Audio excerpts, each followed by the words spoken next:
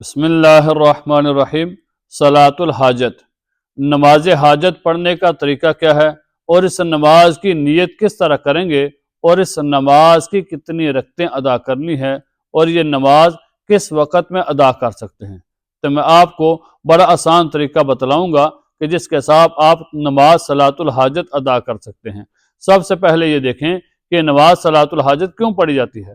اگر آپ کی کوئی ضرورت ہو، کوئی جائز تمنا ہو، جائز خواہش ہو، یا آپ کا کوئی ضروری کام ہو، یا آپ کسی جگہ جاب کرنا چاہتے ہیں، یا کسی جگہ رشتہ بھیجنا چاہتے ہیں، یا کوئی ایسی بیماری ہے جس کے اندر آپ مبتلا ہیں اور اس بیماری سے شفا حاصل کرنا چاہتے ہیں، تو آپ 2 رکعت نماز صلاۃ الحاجت ادا کریں۔ اللہ تعالیٰ اپنے فضل و کرم کے ساتھ جو آپ کی ضرورت ہے، جو آپ کا کوئی ضروری کام ہے، یا جو بھی آپ کا مقصد ہے، اس کے اندر اللہ تعالیٰ آپ کو کامیابی عطا کریں گے۔ پھر دیکھیں کہ یہ نماز کس وقت میں ادا کر سکتے ہیں۔ تو یاد رکھیں کہ 3 مکروہ اوقات ہیں۔ ان مکروہ اوقات کے علاوہ آپ جب چاہیں نماز صلاۃ الحاجت ادا کر سکتے ہیں۔ 3 مکروہ اوقات کون سے ہیں؟ کہ طلوع آفتاب کا وقت ہے، اس وقت کے اندر آپ کوئی بھی نماز نہیں ادا کر سکتے۔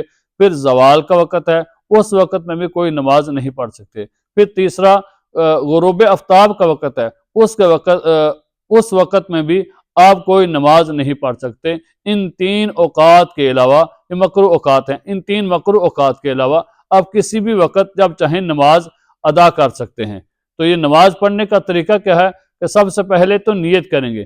نیت دل کے ارادے کا نام ہے۔ جو آپ کے دل کے اندر پختہ ارادہ ہے وہی آپ کی نیت ہے۔ پھر آپ زبان سے بول کر بھی نیت کر سکتے ہیں کہ میں 2 رکعت نفل نماز صلاۃ الحاجت ادا کرنا چاہتا ہوں یا کرنا چاہتی ہوں۔ تو آپ زبان کے ساتھ بول کر بھی نیت کر سکتے ہیں، یا دل کے اندر ارادہ بھی کر سکتے ہیں۔ جو آپ کے دل کا ارادہ ہوگا وہی آپ کی نیت ہوگی۔ پھر اس نماز پڑھنے کا طریقہ یہ ہے کہ اپنے دونوں ہاتھوں کو کانوں تک اٹھائیں گے اور تکبیر تحریمہ کہیں گے، پھر اپنے دونوں ہاتھوں کو باندھ لیں گے اور پھر ثنا پڑھیں گے، پھر تعوذ، پھر بسم اللہ، سورہ فاتحہ، اور اس کے ساتھ کوئی بھی سورت ملائیں گے۔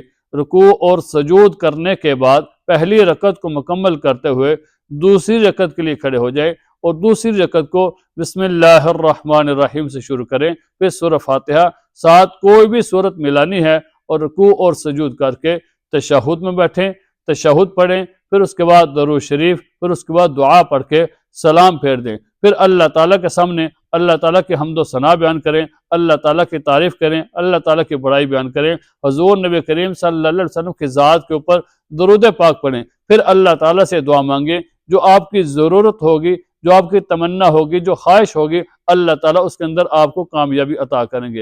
اور یہی صلاۃ الحاجت پڑھنے کا ایک نفل نماز کا جو عام نارمل طریقہ ہے، اسی طریقے کے ساتھ نماز ادا کرنی ہے۔ اس کا کوئی مخصوص طریقہ نہیں ہے، بلکہ ایک نارمل طریقے کے ساتھ جس طرح 2 رکعت نفل نماز ادا کی جاتی ہے، اسی طرح نفل نماز ادا کرنی ہے۔ تو اللہ تعالیٰ سے اس طرح نماز پڑھ کے آپ کوئی بھی ضرورت ہو، کوئی جائز تمنا ہو، خواہش ہو، تو اللہ تعالیٰ سے مانگیں گے تو اللہ تعالیٰ آپ کو کامیابی عطا کریں گے۔ اور صحابہ کرام رضی اللہ تعالیٰ عنہ اجمعین کا یہی معمول تھا کہ جب بھی کوئی ضرورت ہوتی تو اللہ تعالیٰ کے لیے 2 رکعت نفل نماز ادا کرتے، اور اللہ تعالیٰ کے سامنے اپنی حاجت کو پیش کرتے۔ تو اللہ تعالیٰ ہمیں عمل کرنے کے توفیق عطا فرمائے، اور رسول اللہ صلی اللہ علیہ وسلم کے طریقے پر اللہ تعالیٰ ہمیں چلنے کی توفیق عطا فرمائے۔